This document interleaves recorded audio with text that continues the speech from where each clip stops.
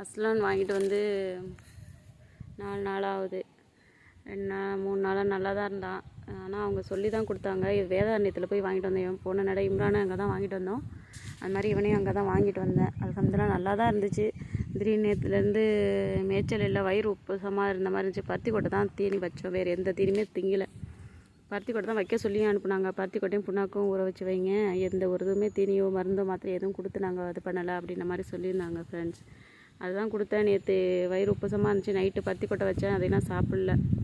இன்றைக்கி எதுவும் இல்லை. அப்புறம் ஒரு மருந்து சொல்லியிருந்தாங்க, அந்த மருந்தே கொடுத்த ஒரு சிறப்பு சொன்னாங்க. அந்த சிறப்பை கொடுத்தேன். அந்த சிறப்பை கொடுத்ததுக்கப்புறம் இப்போ கொஞ்சம் தேவலாம் காலையில் தான் அசவு போட ஆரம்பிச்சிருக்கான். இப்போயும் வந்து மேயில பாருங்கள் ஃப்ரெண்ட்ஸ், மேய்ச்சலில் வந்து படுத்து தான் இருக்கான் பாருங்கள்.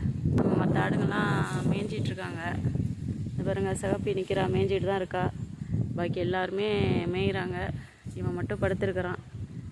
இவன் மேலே பாருங்கள், எல்லோரும் மேய்ச்சலில் இருக்காங்க.